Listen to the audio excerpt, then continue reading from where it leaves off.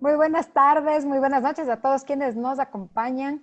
Hoy estamos con un invitado súper especial. Tenemos a Alfredo Carrasco y hoy vamos a topar el tema de Coca-Cola Sinclair, vamos a topar el tema de geología y este proyecto emblemático del país. Así que, bueno, nos preparamos para una conversación muy entretenida. Bienvenido, Rodrigo. Bienvenido, Alfredo. Bueno, muchísimas gracias. Gracias a Rodrigo. Gracias a María Dolores, a todos los colegas que están el día de hoy acá. Frente a lo que me plantea Rodrigo, yo quisiera hacer tres momentos con respecto al proceso Coca-Cola Sinclair. Creo que eso es importante. Un poco para, desde la perspectiva de la ejecución del proyecto, tener qué pasos fueron dados y qué hizo el Estado ecuatoriano. Recordarán que antes había el INESEL, ¿ya? El INESEL entre los años 80 hasta principios del 90 hizo importantes estudios en la zona del río Coca, estudios geológicos, estudios de riesgos, que en alguna forma permitían hacer una suerte de dimensionamiento de lo que podría ser una eventual hidroeléctrica ya. En 1926 es cuando se descubre el famoso codo llamado Sinclair, precisamente por un geólogo norteamericano. Y esa gran diferencia de altura que se daba entre la zona del Alto Coca, donde estaba la cascada de San Rafael, versus donde está ahora la casa de máquinas. Si mal no me recuerdo la cifra, estamos hablando de una diferencia de casi entre 500 y 600 metros, que es importante desde la perspectiva hidrológica. Entonces, visto eso, se hicieron esos estudios. El mapa geológico más elaborado es de 1988. Llame la atención, hecho por INESEL. No se ha actualizado, que yo conozca, un mapa. Entonces, allí se establecieron temas o análisis de qué pasaría con la erupción o el comportamiento del volcán reventador. El tema sísmico. Acordémonos que en 1982 hubo un terremoto bastante importante que destruyó el oleoducto. Y también en el 85 hubo otro terremoto, en el cual ahí fue mi perdón, en el 87, marzo del 87, hubo otro terremoto, en el cual ahí me tuve la oportunidad de ir por primera vez a ver la cascada de San Rafael y analizar los efectos de los impactos. Estos fenómenos de terremotos también evidenciaba que la zona es de alto riesgo sísmico y obviamente volcánico, lo que llevaba un poco a redimensionar lo que podría haber sido la construcción de la cascada. Decía que quería ponerle en dos momentos, uno en el que acabo de detallar, sin entrar en las minucias de los estudios, qué se hicieron, quién lo hizo, pero que quedaba bien claro que la zona en donde se construyó, o la zona del Alto Coca, que yo le llamo, es una zona de altísimo riesgo, volcánico y sísmico. Ya. Ok. Yo ahí te quiero interrumpir algo, porque tú has mencionado algo que yo creo que hay que también manejarlo, mantenerlo en la memoria. No nos olvidemos que precisamente la cascada de San Rafael, punto emblemático turístico de la zona, por un tema de implosión del río, o sea, se hundió la base del río, desapareció la cascada de San Rafael, lo que ha generado que el río se socave hacia atrás, generando un problema adicional que creo que nunca estuvo previsto que pueda darse. A ver, pero sí me quedo con una inquietud, o sea, y antes de que pases, sí, tenía claro que estos proyectos venían mentalizados un poco con la dictadura militar de los 70s, avanzados con el INESEL, que fue la continuación un poco de eso. Sin embargo, desde el año 88 nunca se actualizaron los estudios, ni de riesgo, ni geológicos. Y yo te hago una pregunta adicional. ¿Qué pasó con los estudios en base a los caudales del río y niveles de pluviosidad? Porque el agua es la que al final del día va a mover las famosas turbinas. A ver, dos temas allá, y bien que hayas hecho la mención de la implosión, y permíteme que lo ponga entre comillas, lo de la implosión. Eso tiene otra, tiene otra respuesta en realidad. La cascada de San Rafael, ¿por qué se origina? Hace 9, según un dato de una datación geológica que me compartió Patty Mottes hace poco tiempo, con Pete Hall, pero se estima que está entre 9 y 18.000 años. Presumamos que son hace 12.000 años que vino el flujo de lava desde el reventador que provocó el represamiento del río, y hubo la cascada que tenía 150 metros de altura, de la que conocimos nosotros. En realidad esa cascada pudo haber sido mucho más alta, pero el proceso natural de erosión lo fue disminuyendo tanto en altura, y aquí viene la parte importante como para no entrar en los temas de implosión, porque es un interesante debate. Algunos hablan de que el proceso de la desaparición de la cascada se dio luego de la construcción de la represa. Yo, en lo personal, y el seguimiento que he realizado, para mí fue un evento eminentemente natural. Cuando se produce una cascada, ustedes imagínense una cascada, hacia la base de la cascada por la dinámica hidráulica, por la energía hidráulica, se va socavando hacia la base. En este caso particular de la cascada de San Rafael, estaba asentada sobre los escombros del reventador 2, que se llama. Entonces, no eran materiales muy consolidados, primera parte. Segunda parte, la cascada era tipo columnar, para tener una idea, para quienes conozcan lavas columnares, cuando uno se va a baños, antes de pasar el puente de las Juntas se ve unas columnas al costado derecho yéndose hacia baños. Son lavas columnares que permiten, obviamente se van erosionando cuando van perdiendo la base. Eso ocurrió en la cascada de San Rafael. Lentamente, a través de los miles de años, se fue erosionando la base. Tendría 60 metros de ancho la cascada, pero durante los 9.000 años previos se fue rellenando ese espacio normal por material volcánico, se fue rellenando por deslizamientos, en fin, todo ese tipo de materiales. Y son materiales no consolidados. Cuando se provoca la erosión, o sea, se rompe el dique que sostenía hacia la base, en este caso esas lavas, comienza una erosión interna. El primer indicio de inicio de desaparición de la cascada se da en septiembre del 2019. Cuando uno hace un análisis de las imágenes satelitales, observa un socavamiento en superficie, a un costado del río, no en el río, a un costado del río. Entonces, lo que ocurrió fue que se fue agrandando ese socavamiento y finalmente el río terminó desviando su cauce y pasando por debajo de la cascada, por lo que pasa este rato. Yo le llamo el Gran Arco de San Rafael. Es espectacular, a propósito, les invito para que vayan a conocer. Si teníamos una imagen de lo que era la cascada, el Gran Arco de San Rafael, vale la pena que se lo conozca. Entonces, fue un proceso natural. Bien, lo que tú señalas sobre el proceso de erosión regresiva que llamamos, se da en la forma tan acelerada por la calidad de los materiales que están rellenando o que estuvieron rellenando ese gran valle. Entonces, como no son materiales consolidados, por efectos naturales va a encontrar el cauce tradicional, el cauce previo a la incursión del flujo de lava.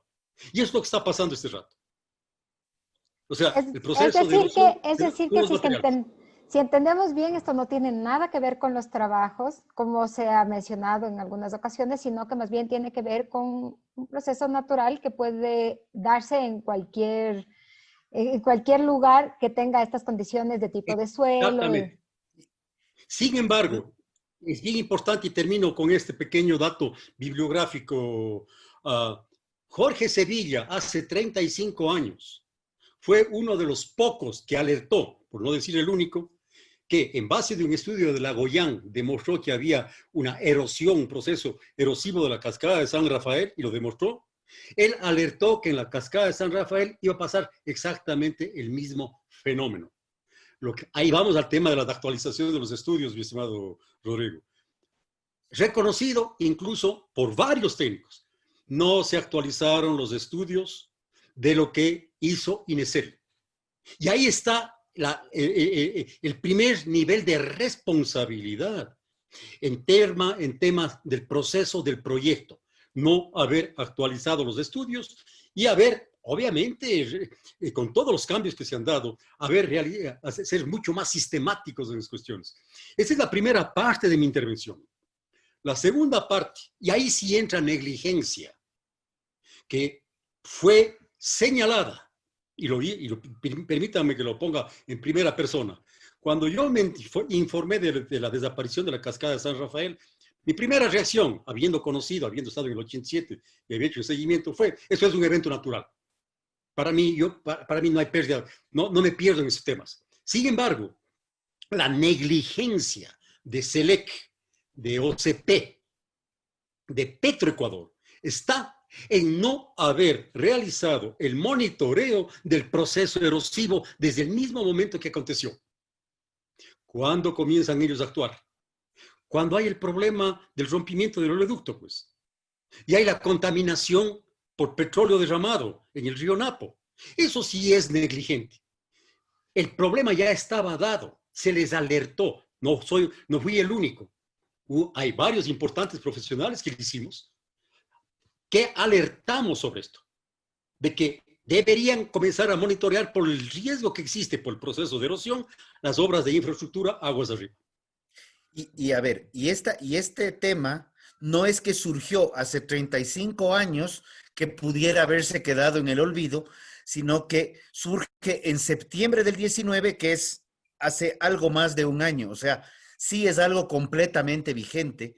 Y ahí tenemos realmente la madre de las dos arterias principales que alimentan al fisco ecuatoriano, porque el fisco se alimenta de petróleo y de impuestos, y el petróleo va por el SOTE, el sistema de oleoducto transecuatoriano, y el oleoducto de crudos pesados OCP. Entonces, ese tema creo que es importante dejarlo, y van al margen del río. Bueno, ahora le siguen moviendo de sitio hasta ver a dónde quedará al final. Mira, lo que tú dices de septiembre de 2019, si es que hubiese habido un sistema de monitoreo, que no lo ha habido, se hubiese podido detectar ese socavamiento que yo cité hace un momento. Ok, no lo ha habido, o sea, tampoco estado en ese nivel de rigurosidad de seguimiento.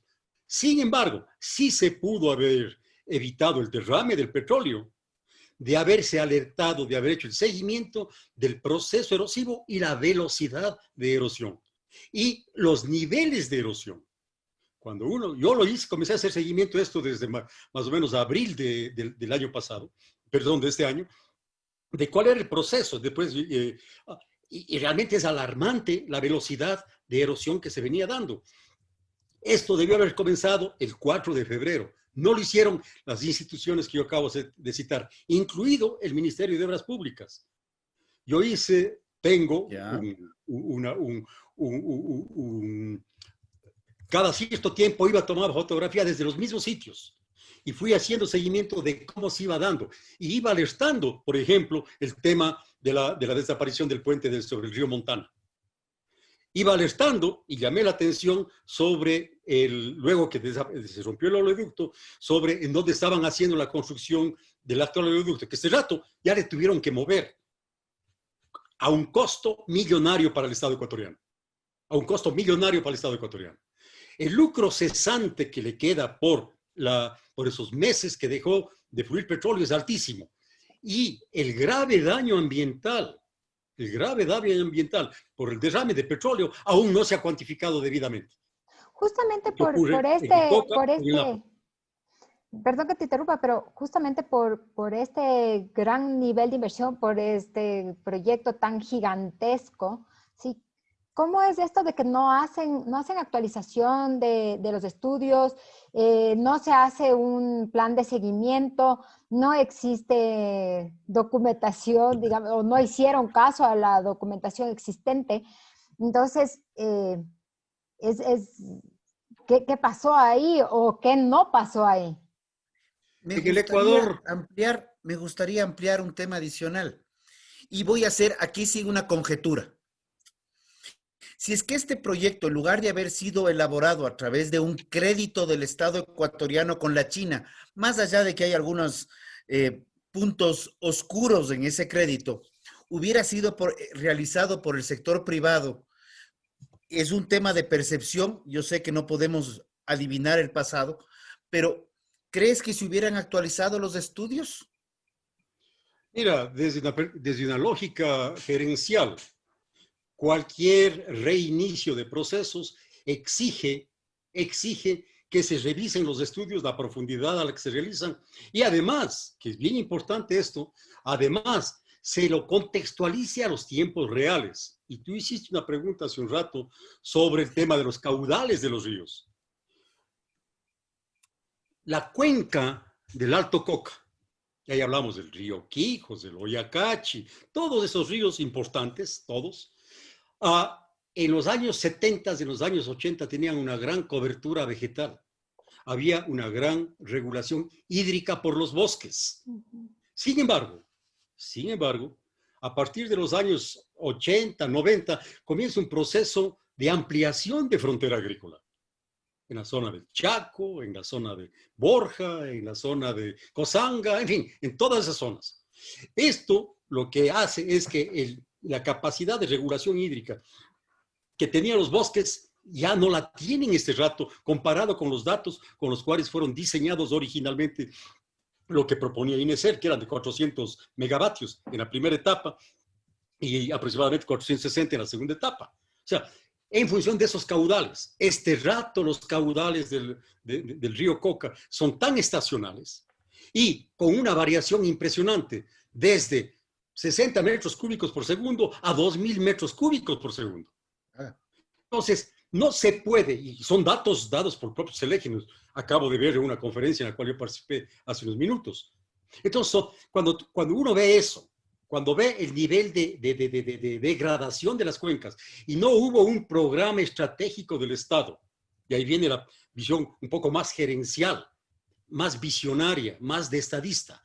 No hubo una visión del Estado para decir cómo recuperamos esas cuencas, en dónde va a estar uno de los proyectos emblemáticos del país. Se limitaron, porque me consta, yo estuve apoyando a la comunidad de Oyacacha y lo sigo apoyando desde hace algún tiempo. Se limitaron a sembrar unos pocos árboles para un poco contentar a comunidades. O sea, ese tipo de aproximación, sin tomar en cuenta que son proyectos que tienen que durar 50, 60 o 70 años, con una recuperación de cuencas, no son viables. Si a eso le sumas todo el proceso de negociación con China, que tiene que ser fiscalizado con toda rigurosidad, Plan B ha hecho trabajos muy importantes al respecto de eso y es importante hacerlo seguimiento. Obviamente, a uno le llama la atención cómo es posible un proyecto de estas características con esa falta de estudios y esa falta de previsión. Si me preguntas si el sector privado sería, me parece que en el sector privado hay una visión mucho más empresarial, desde la perspectiva más empresarial, porque finalmente están haciendo inversión propia, los cuidados van a ser diferentes. Ahora, mirando de aquí a futuro, porque ya sabemos todo lo que nos estaba pasando y todo el problema que ha sido, ¿hay algo que podamos hacer? ¿Hay algo que se puede hacer? ¿Hay algo que el Estado pueda hacer para que esta mega obra no termine abandonada o con un desastre gigantesco? ¿Hay algo que se puede hacer? ¿O ya las situaciones están dadas, las circunstancias están dadas y no existe como un futuro con esto? Bueno, siempre hay que pensar en positivo, en realidad. Si es que hay voluntad política para hacerlo. Si hay voluntad política. La situación es muy compleja en el río Coca. Estuve el 1 de noviembre allá haciendo este monitoreo, digamos, seguimiento de cómo está. Actualmente el nivel del estiaje, los caudales son bien bajos, por lo tanto es posible hacer cierto tipo de obras que contribuyan a minimizar el nivel de energía del río, de tal suerte que el proceso erosivo no sea tan acelerado como lo fue en meses pasados. Pero hay que trabajar rápidamente.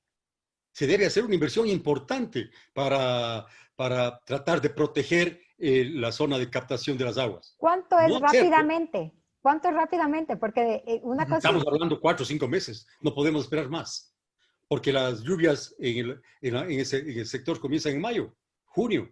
Entonces, cuando hablo 4, 5, 6 meses, debe estar ya unos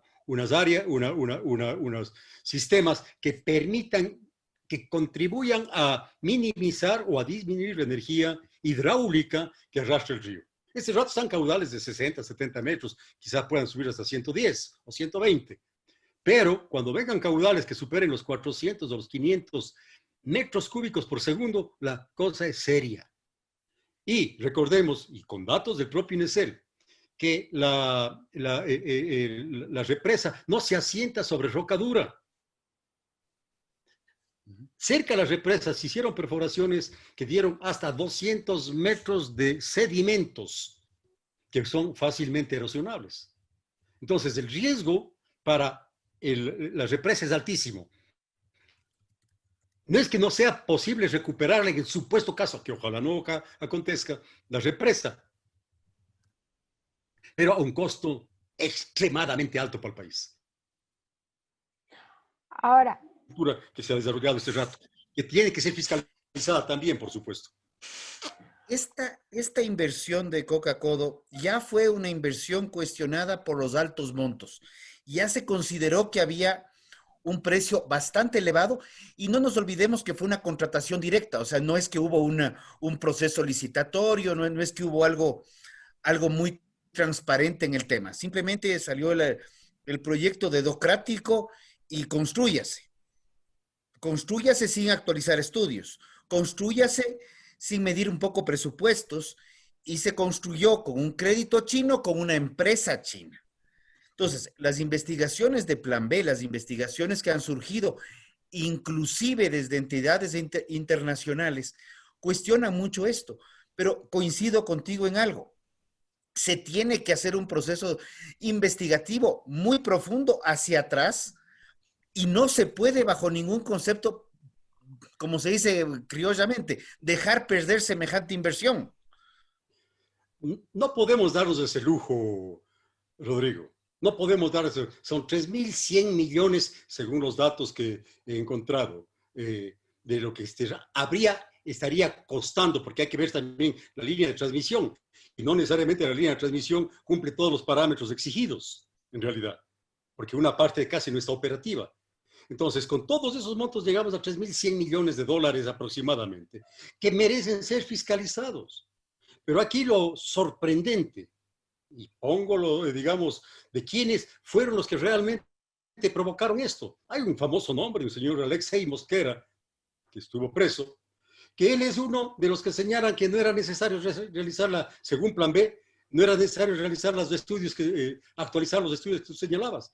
Y se sacaron 1.500 megavatios de la manga, sin ningún sustento técnico. Por eso yo hablo de la cuenca hídrica, los caudales, pero se sacaron 1.500 megavatios de la manga. ¿Cuántos días existe el dato de cuántos días la central podría generar los 1.500 megavatios en el periodo de un año? Había ese dato, lo estaba chequeando.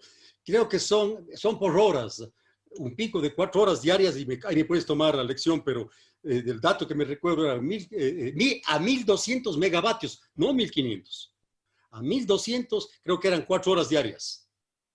Eso, luego bajaban a 900 por un periodo de 5 horas y luego bajaban mucho menos. O sea, en realidad ni siquiera los 1.500 iban realmente a estar operativos 100%. Entonces, todo eso, por eso hablo yo, se sacaron 1.500 megavatios de la manga, sin tener los estudios que lo respalden, pero, como bien señalas tú, todo dedocráticamente. Y hay muchos responsables, hay muchos nombres tras este asunto. Ahora, también quería preguntarte, porque tú tienes mucho más conocimiento, pero ¿qué pasa con obras anexas? Refiero a las mesas de carreteras, al eje vial que se cruza por ahí. También existen riesgos. Claro. ¿Está ahí? ¿Qué tanto riesgo hay, si es que sí existen?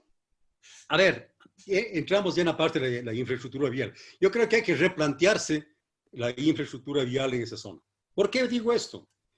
De continuar este proceso erosivo, presumamos que se logra evitar que avance hacia la zona de la represa de captación de aguas. Sin embargo, el valle en sí mismo, aguas abajo del sitio donde se logre frenar este proceso, va a continuar con su proceso erosivo natural. Esto va a durar 40, 50, 60 años hasta que se estabilicen taludes.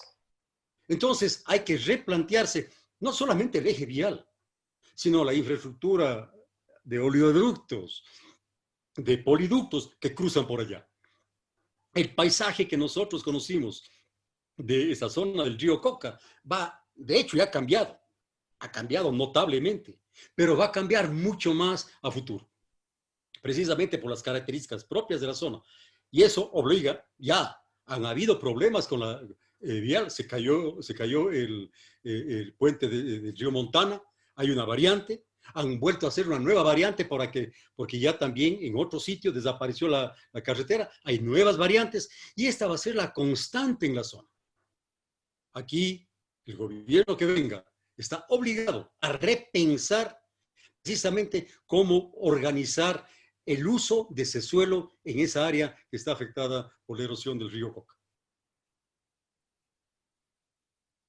Bueno, yo estoy tratando de procesar un poco de información porque realmente esto nos lleva a pensar muchísimo cuando estamos en campaña. Y en campaña se ofrece básicamente cualquier cosa. Y ya estamos oyendo nuevas hidroeléctricas, ya estamos oyendo nuevas carreteras. Y tenemos hidroeléctricas, pero no sabemos si van a funcionar. Y tenemos carreteras llenas de baches porque no había mantenimiento. Cuando se piensa en obra pública, se tiene que ser mucho más responsable, porque está pensándose no solamente en el momento coyuntural de la inauguración, sino se está pensando en una infraestructura para un país. Se está pensando en algo que debe orientarse hacia el mediano y principalmente hacia el largo plazo. Y estos son temas que no podemos seguir menospreciando desde la sociedad civil. Tenemos de forma muy clara que apuntar a mecanismos de auditorías, recuperar el espacio que tenía la Contraloría, pero sí pensar que de forma clara y contundente las alianzas público-privadas, no porque sean por ley o no ley, sino porque sean a través de mecanismos de acuerdos en donde los dos estados ganen, o procesos inclusive de los famosos BOTs, se construye, se opera y se transfiere. Mecanismos que nos permitan en el tiempo cuidar la infraestructura, porque no es para el gobierno actual, es para las próximas generaciones.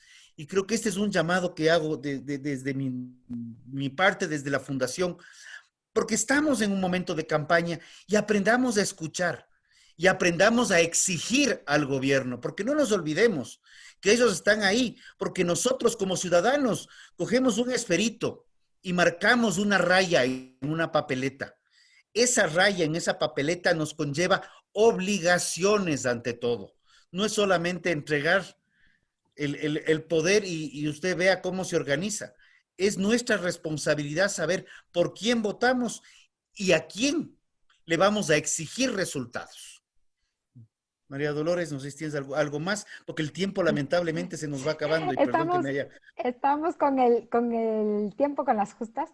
¿Qué mensaje podrías darnos y podrías dar a la ciudadanía en general sobre la evaluación y la exigencia que tenemos que hacer a nuestro gobierno y al futuro gobierno para que este tipo de problemas no se vuelvan a presentar, sobre todo por las contrataciones que se ejecutan, como hemos hablado la tarde de hoy, a dedo? Mira, la primera parte es transparentar procesos y que la ciudadanía esté consciente de que tiene un rol activo, no solamente dando un voto, sino tiene un rol activo en el seguimiento que tiene que hacer a todas las acciones del Estado. Eso ha faltado. Me hacía recuerdo, Rodrigo, sobre el tema de las carreteras y los baches. Una cosa es decir, hicimos carreteras. Otra cosa es saber mantener las carreteras. Yo no me contento con decir, nosotros hicimos carreteras, que es un discurso para vender, pero no para asumir responsabilidades frente a las consecuencias que se vienen. Me parece que la lección que nos deja el tema del río Coca nos lleva a repensar y a replantearnos otros proyectos que estarían en discusión. Unos, por ejemplo, en el río Pastaza, otros bajo la influencia del Sumaco, que son proyectos que le van a costar al Estado. Y aquí es importante saber decir no cuando las condiciones están de tal naturaleza que nos ponen y nos alertan de riesgos que se vienen. La ciudadanía, los medios de comunicación imparciales, deben hacer también un seguimiento muy claro de este tipo de procesos y ayudarnos a educar a la ciudadanía. Y los gobernantes y los que lleguen al gobierno, ojalá estén con la formación de vida como para entender este tipo de procesos. Hay una gran responsabilidad política en todo ese asunto. Alfredo, muchísimas gracias. Ha sido un gusto tenerte aquí, conversar contigo y aprender tanto. Rodrigo. Bueno, yo simplemente agradezco, o sea, creo que reiterar las palabras, o sea, estamos en época de campaña, no se puede decir cualquier cosa ni ofrecer cualquier cosa. Y si bien tenemos un momento coyuntural muy complejo en el Ecuador, no podemos apegarnos solamente a lo que nos suene bonito, sino tenemos que pensar en un país de futuro, pensando en nosotros, en nuestros hijos y para quienes los tienen, en nuestros nietos. Estimados amigos, hemos cerrado un nuevo programa. Estará colgado permanentemente en la red. Ha sido un gusto compartir con ustedes la noche de hoy. No se olviden de suscribirse al canal y síganos en nuestras redes. Super Ciudadana E. Estamos en Facebook, estamos en Twitter, estamos en Instagram. Una muy buena noche. Gracias, un gusto. Buenas noches.